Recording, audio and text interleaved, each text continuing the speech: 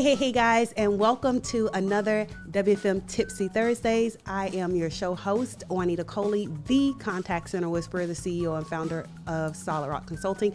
And this week, we are talking about what is schedule adherence. And we have none other than the amazing Napoleon. Napoleon, thank you so much for joining me all the way over from BC, the British Columbia, right? Right. Thank you so much for having me. I appreciate it.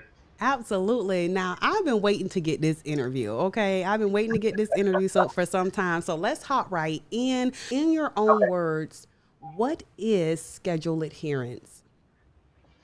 Schedule adherence. So this is an interesting one.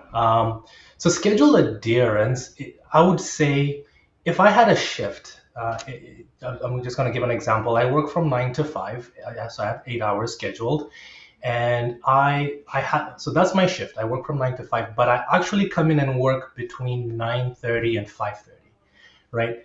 The time that my actual shift overlaps the schedule is the extent to which we adhere to the schedule. That is a percentage, right? So, in this case, 9 hours I was scheduled.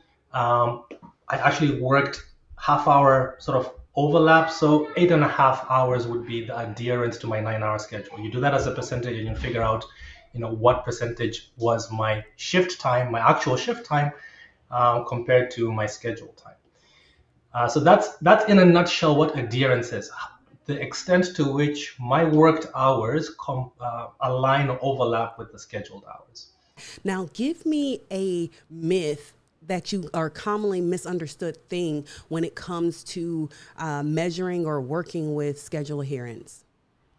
So when it comes to adherence, especially what I'm seeing with my clients lately, it's not so much more about calculating adherence, more as it is about the impact Mhm. of missing adherence. So, for example, in 10 states in the US, you have what's known as predictability pay. It goes by many names: equity pay, predictability pay, and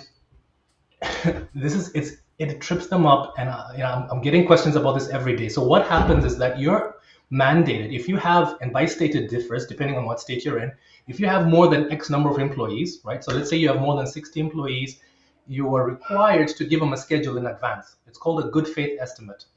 So 14 days before the worked schedule, you're supposed to give them a good faith estimate of the schedule. And if you end up changing your schedule compared to that good faith, it triggers an additional premium. And that premium is time and a half or double time compared to relative to when they were supposed to work. And so now there's a financial impact. If you Mm. don't schedule or you change someone's schedule last minute, 2 days, 10 days in advance, now there's a financial component. And customers are wondering, how do we, first of all, get a hold of it? How do I get a handle of knowing when are these schedules getting shifted and what's the financial impact and how do I get a handle of that? That leads me to my next and my last question, which is around the tip or strategy then that you could share with us in the audience around managing and working with schedule adherence. Technology.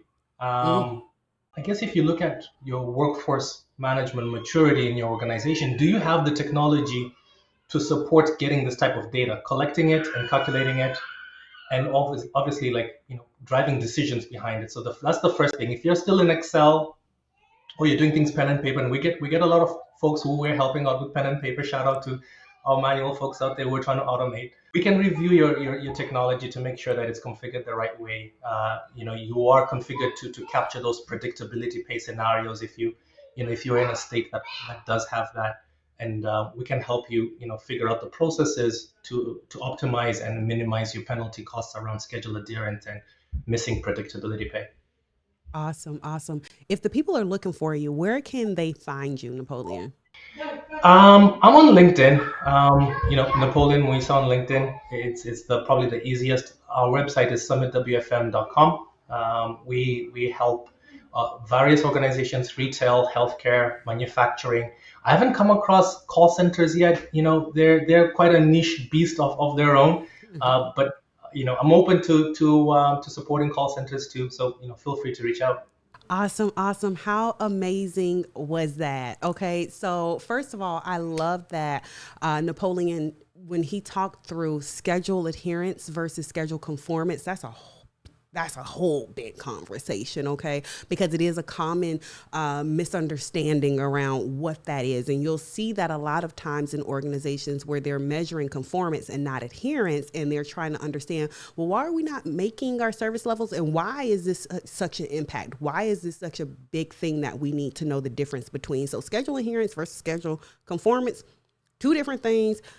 Read the blog in its full depth for you to get that. Okay. And then I also loved how, from a tip strategy perspective, that Napoleon talked through making sure that you're leveraging your technology to make sure that you're measuring and you're able to have visibility into schedule adherence, schedule conformance, so that you know where where you need to make tweaks. So I hope that this tip was helpful for this Tipsy Thursday.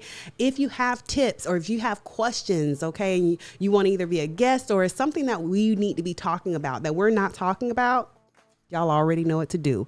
Send us an inbox so that we can have a conversation about this, so that we can make sure that we are covering the topics that you want to cover. Until next time, go be great and let's make impact. See you guys soon. Bye.